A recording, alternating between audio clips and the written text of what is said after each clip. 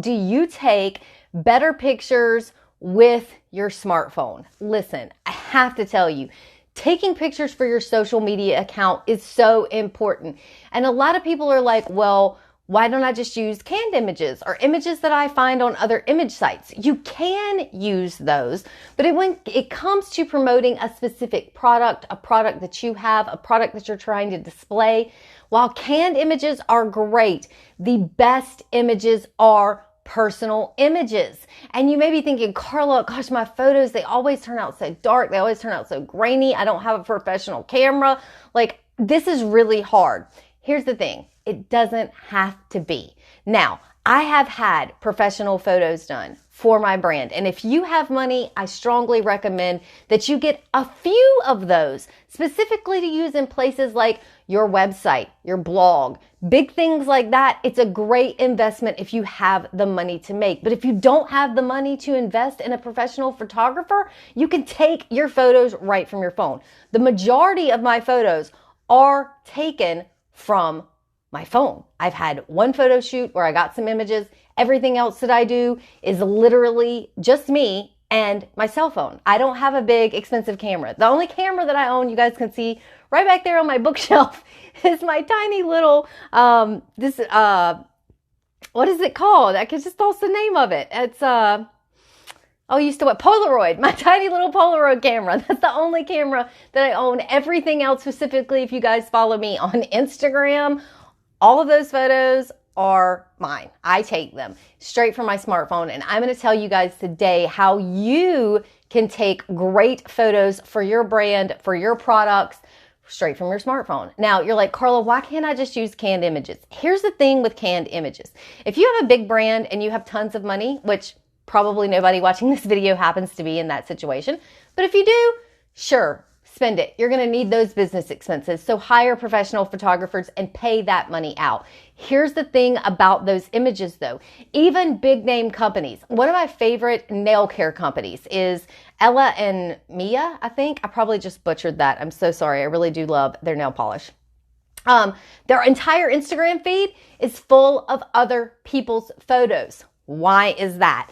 It is because personal photos that are taken by people, are more reliable to a customer than all the beautiful images in the world, okay?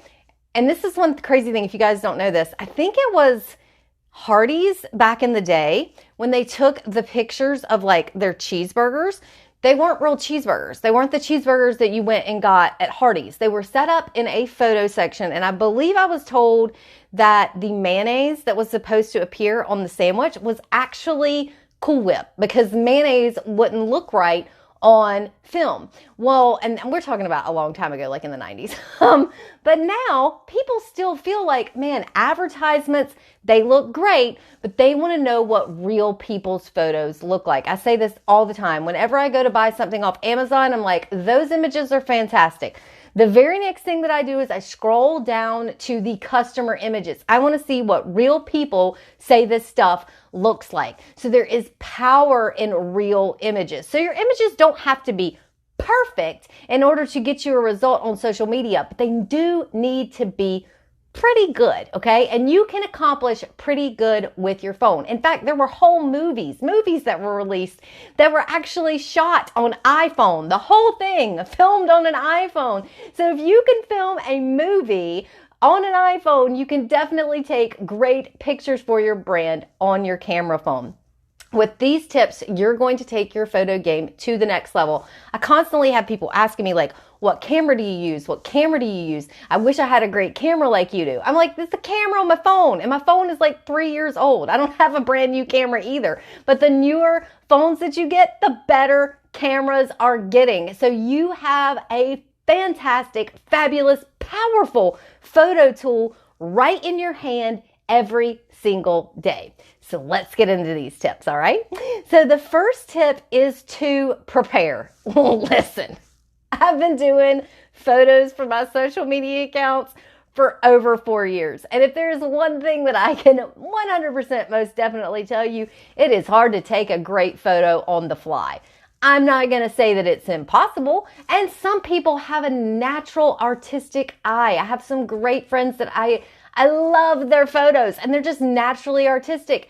I was not gifted with that photographic eye that these people have. I have to prepare for my photo shoots. If I don't, things just don't end up looking like I want them to.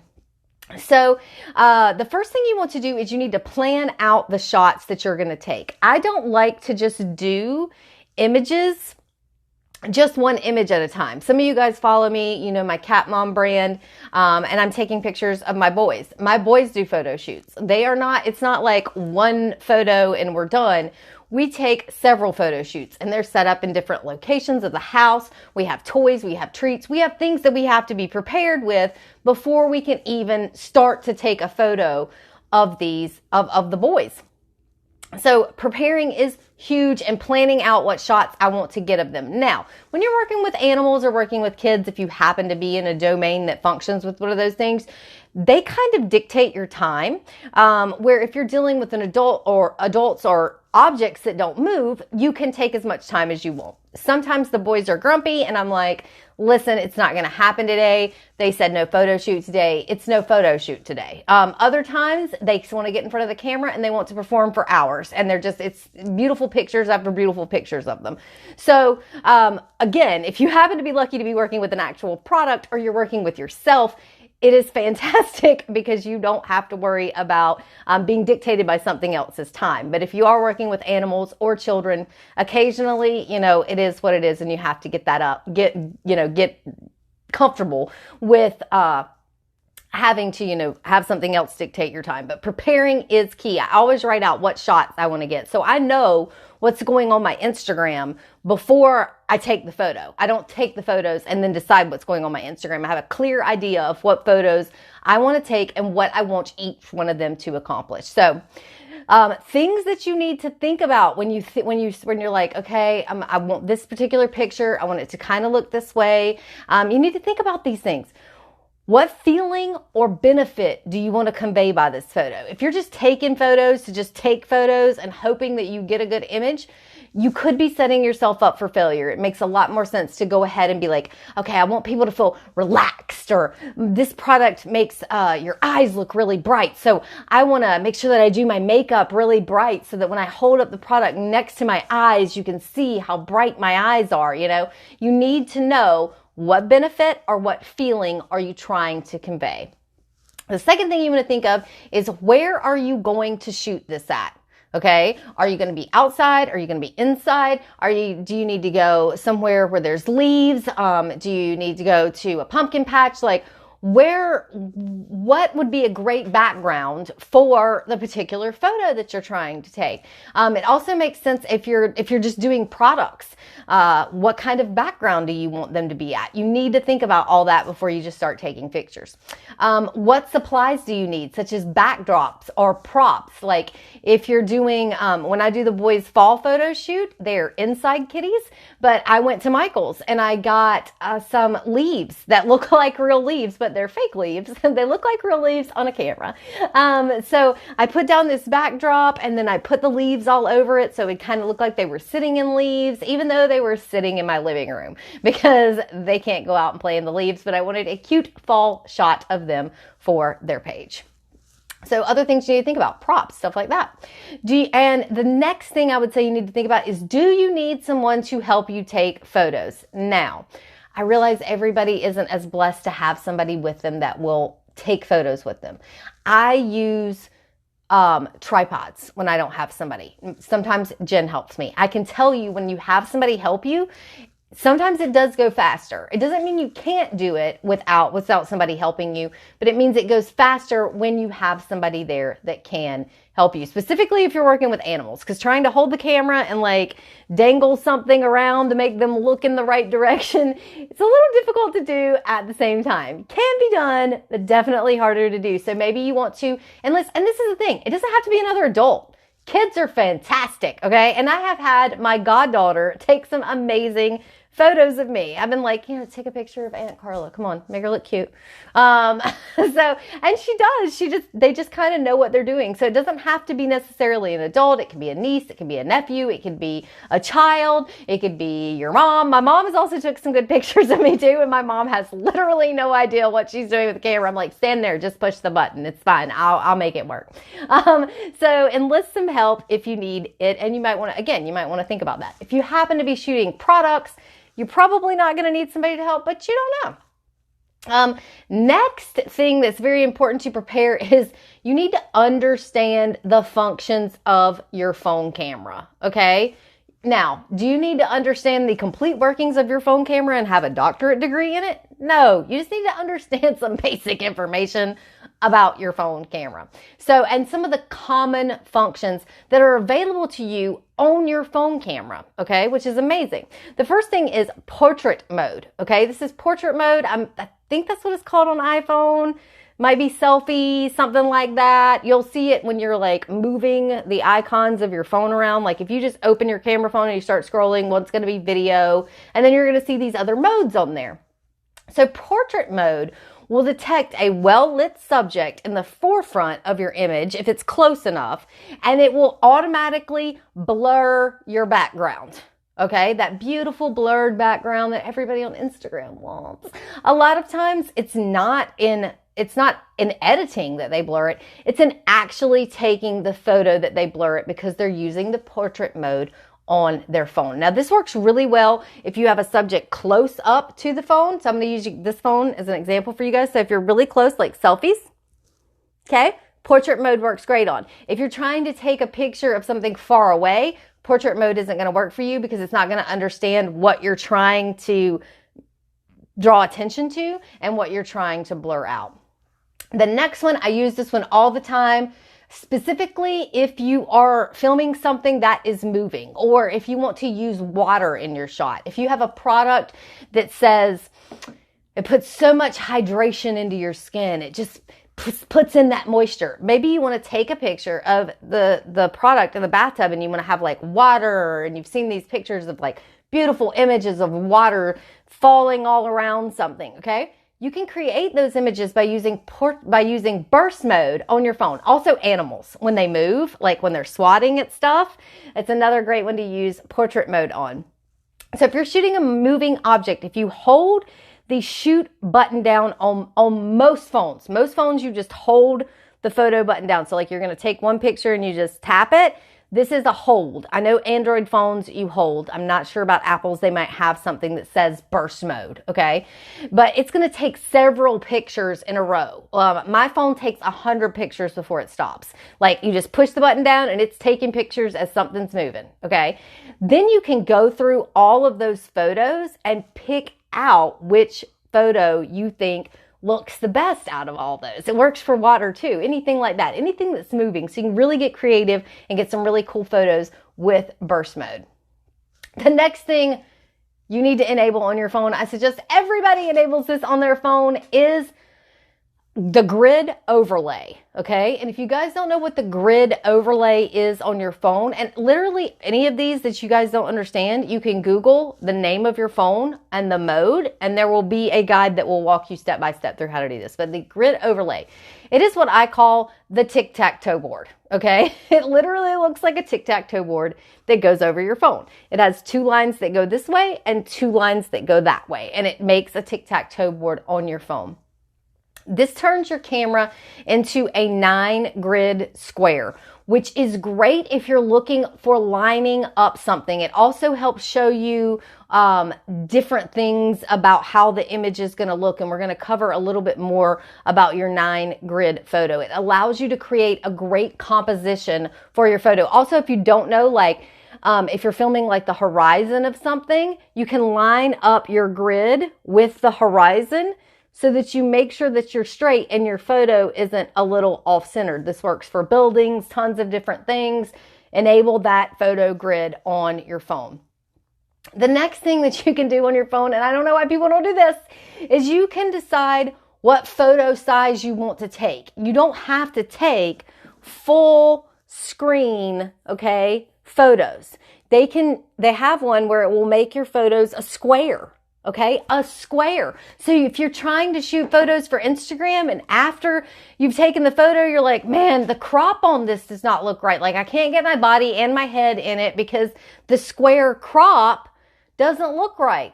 Take the photo in a square to begin with, and then you don't have to worry about cropping it. Almost every photo I shoot for Instagram is taken in the square. It's not taken in a long and then pre-cropped. Now I might crop a little extra to make it go in, but I always take it in the square mode. And I can't tell you guys how much easier it is to take a photo, a square photo for Instagram as a square than try to take it as a rectangle and make it a square. Much easier just to shoot it as a square. If you don't pay attention to anything else I say and you have no clue what I'm talking about, you will understand this. So I suggest that you take this tip out of tonight for sure. Last but not least, the most important thing that will make your pictures 10 times better than they currently are right now. Sorry guys, I have a hair in my eye. It's like right there in my eye somewhere.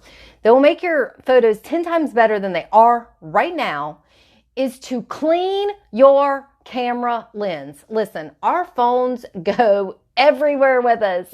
They have our greasy fingers on them. We're eating French fries. We're tapping on it. We're Facebooking. We're doing different stuff.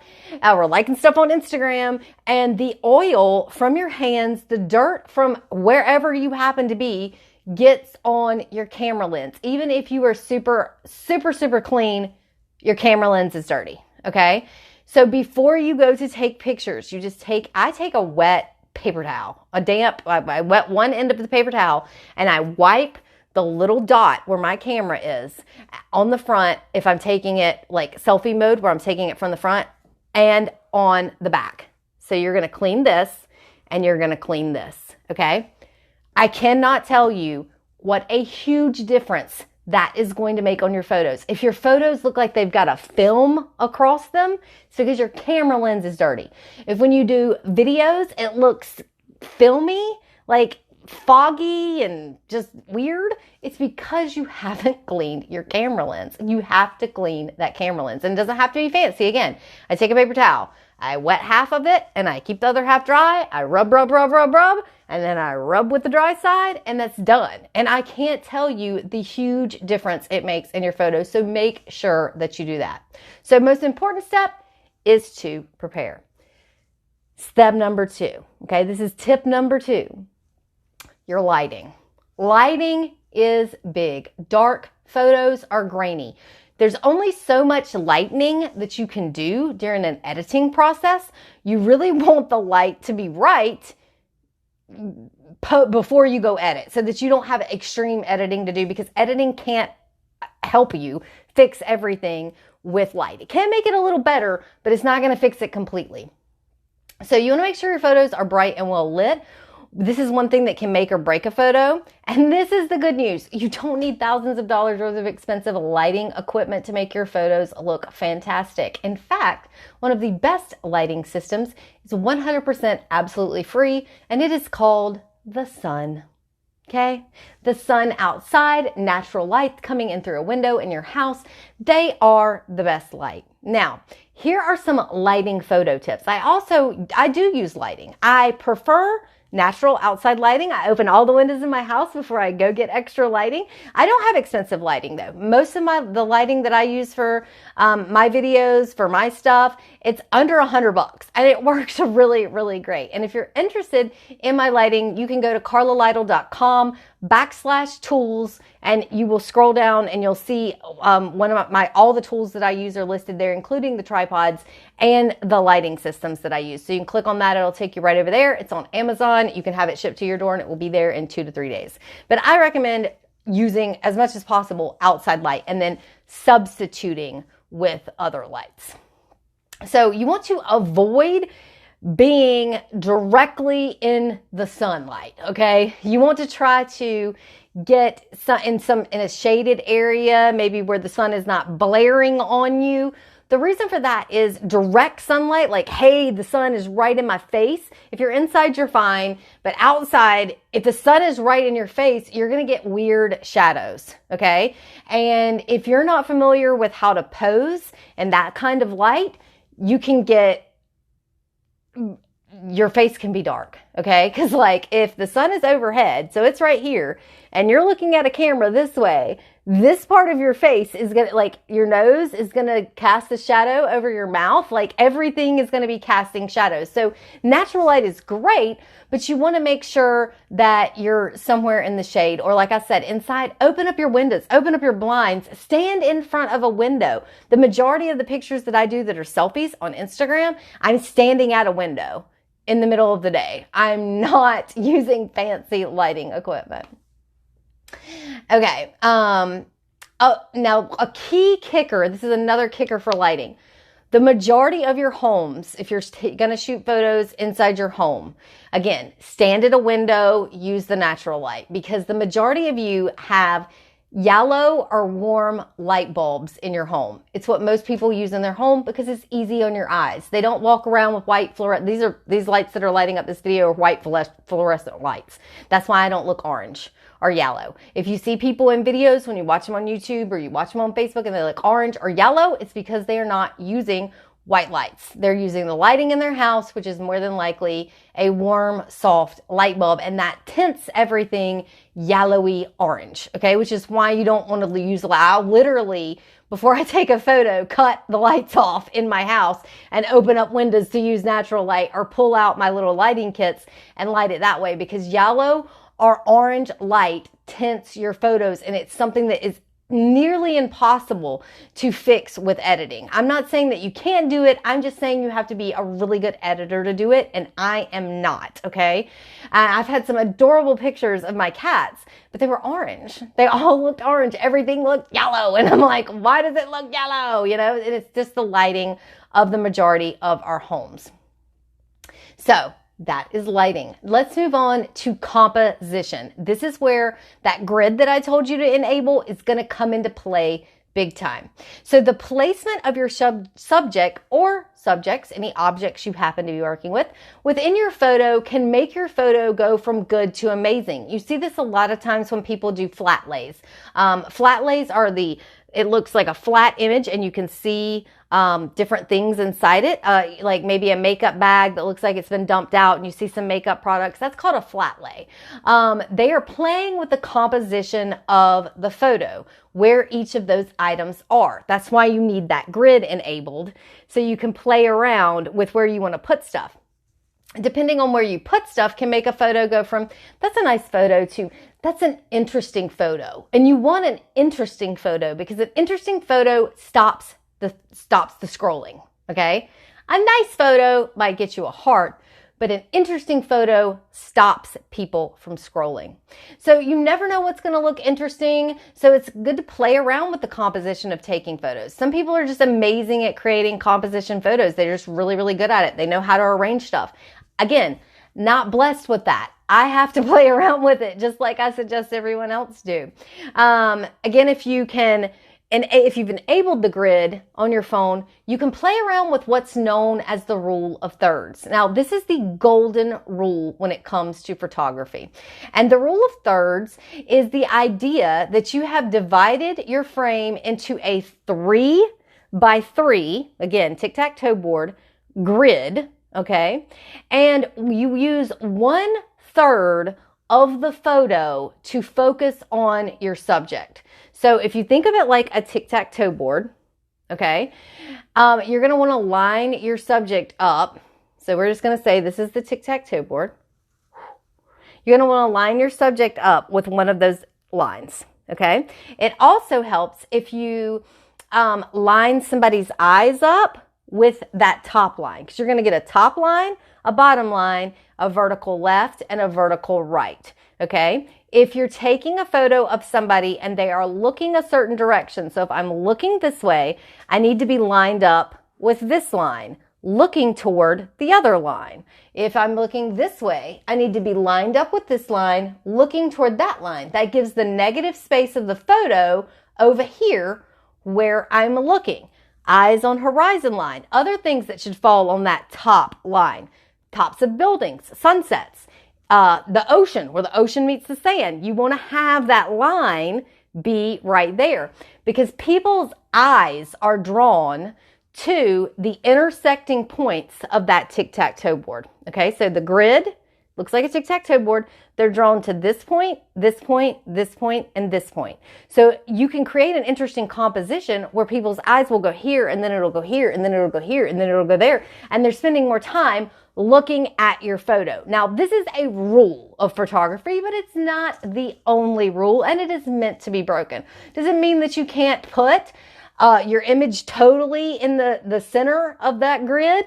Absolutely not. That might look more interesting. It's just something that once you know how to play around with the rule of thirds can give you some interesting ideas for composition. So try putting things in different places around that grid to see what it looks like. It's really going to help you play around with composition if you don't have an artistic eye like me. All right, another thing to not forget about when you're looking at your composition is your background.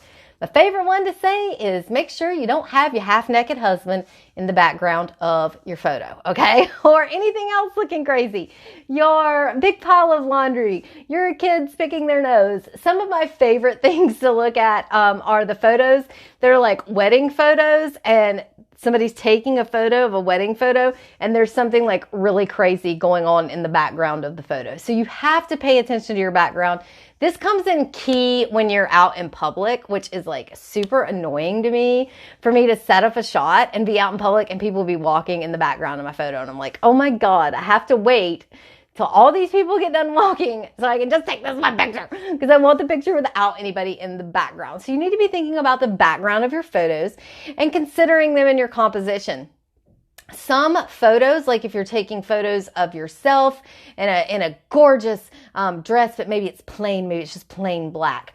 You've seen those dresses; they look fantastic in an area that's completely covered with fall leaves. Okay, because you have this amazing background, and then the dress stands out.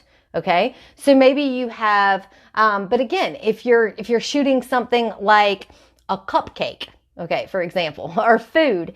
A lot of times you're going to see food is shot in a plain white background or like a marble or something like that. Normally it's light because they want the focus to be on the food, and the food is very extravagant in how it's put together. It has a lot of details. You don't want them to getting distracted by your background. This could be the same for your product as well. If you have a very gorgeous bottle that your product's in, or you're wanting to showcase something really cool that your product is, a very vibrant, beautiful, outrageous color or something like that. You might want to put it with a plain background so that it will pop out of that background.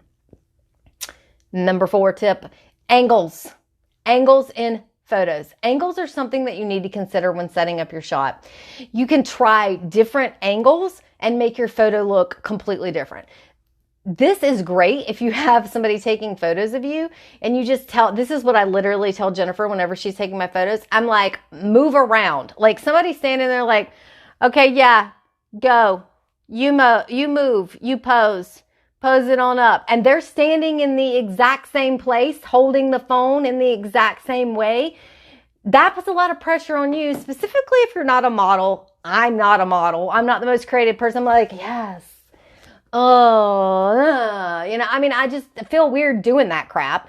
And so like, I'm just not great at modeling. But since I started telling Jennifer, I'm like, move with the phone. I'm going to do the same pose. It's my pose. It's my go-to pose, but I want it to look different. So move the phone, take it down, take it up, take it from the left, take it from the right. Just move around me and take different photos because it's going to give you different angles, and different angles make photos more interesting. I do the same thing when I'm taking pictures of the cats. I'm standing up, I'm standing down, I'm laying down, I'm leaning over to the side. I'm moving all around because angles make things interesting. This is the one thing I want you to consider.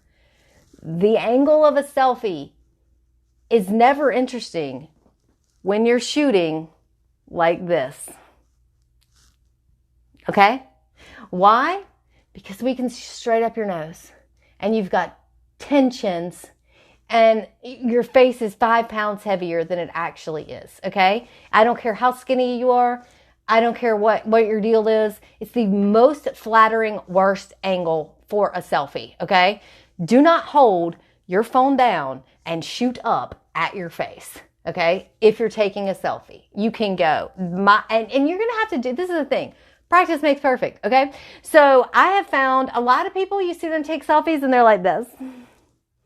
And the phone's up and they look beautiful, okay?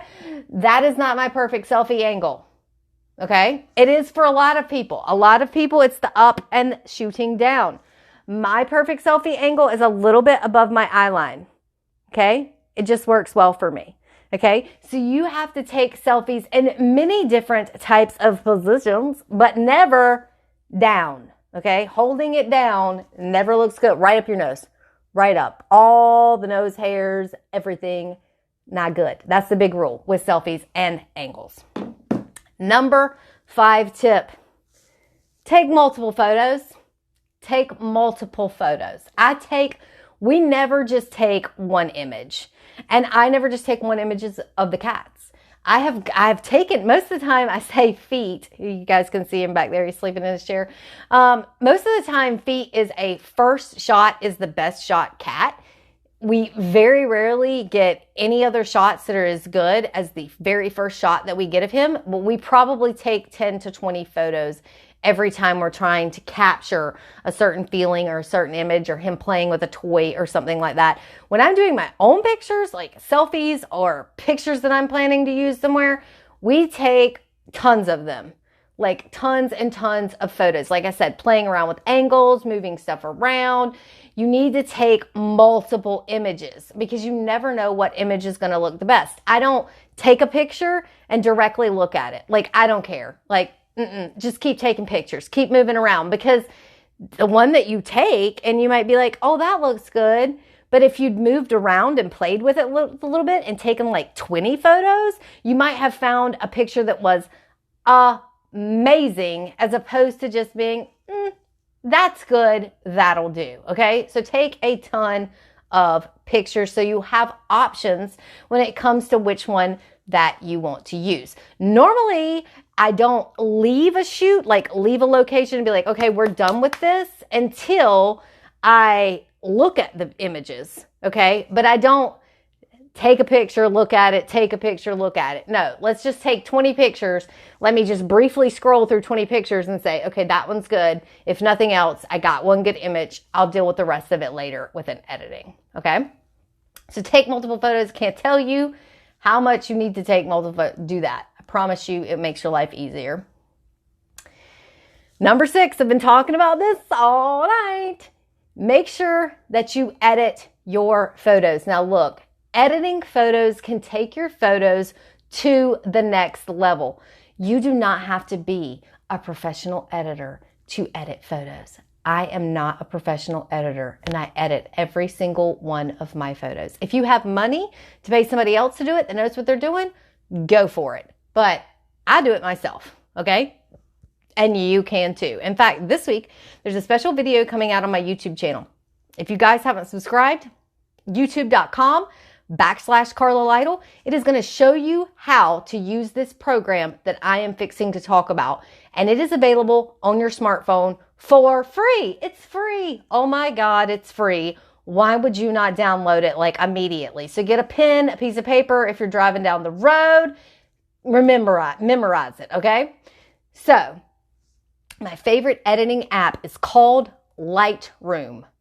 Light, like a light bulb, and room, like a room. It's by Adobe, okay? It is free. It has a paid component. I do not use the paid component. I only use the free version. And everybody always asks me, like, I thought your pictures were taken on a camera, on a professional camera. And I'm like, no, but they were edited in Lightroom because Lightroom makes stuff look amazing. Lightroom is a super easy editing process. Now, it has a lot of fancy buttons on there, so you can get super complicated with it if you want to, but you don't have to. You can just use some basic functions and improve things like the lighting and the color and the sharpness of your photo, okay? So you download it for free by going to your app store. It's on Apple and it's on Android, both. haha, and it is fantastic. It lets you edit your photos, but it also has something built in called presets. A preset is a filter, but not a filter like Instagram. Instagram filters are like fun filters, like let me do a little bit. These presets are professional. I can literally hit one button on the preset button and make my photo look 10% better in terms of lighting and color by just using the light preset version. And it just lightens and brightens stuff up. One button. Just push one button. Okay. Again, the video will be on my YouTube channel. Make sure you've subscribed, hit the bell to get notifications when that video is released. It will be released this week, and it's going to show you exactly how to use this program. For right now, go download it. It not only lets you edit your photos, it'll let you crop. It'll let you adjust the angle if you happen to not get the angle of something right, the sharpness, the color, the brightness, the exposure, so many different things. And then of course it has the presets for people that are looking for something basic. So with these tips for taking amazing smartphone photos, you can start improving your photo skills. But here's the one thing that I do want to stress to you. Taking better photos doesn't happen overnight. I can look back at my Instagram photos. I can look back at photos I took 3 years ago. And I can definitely tell that my photography skills, my editing skills, the way that I take selfies, the way that I look at composition, the way that I look at angles, the photos that I take now are way better than they were 6 months ago, last year, the year before that, and when I first started taking photos. But it all started because I kept taking photos and kept practicing, which is a huge part of taking photos. So don't get discouraged. The more that you do something, the better that you will get at it. But the only way to get better at it is to do it frequently. Okay. So you guys can start taking photos better. Now, if you would like all of these tips that I just mentioned in written form, you want to read them, you want to go through them, you want to print them off in your computer, you can head over to my blog, carlalytle.com, and you can check out all these tips right now. So if you didn't happen to take notes, you don't want to rewatch the video, whatever, you can have it and you can take it and you can study it and you can learn. These are literally the easiest, best photo tips. And if you take them and use them, I promise you, you will be taking better photos. Now, you guys know I love to hear from you. So please let me know in the comments section which one of these tips that you love, which one you're going to use, which one of the ones you're most excited about, or if you have another photo tip for me that you use that I didn't mention in this video, let me know that as well.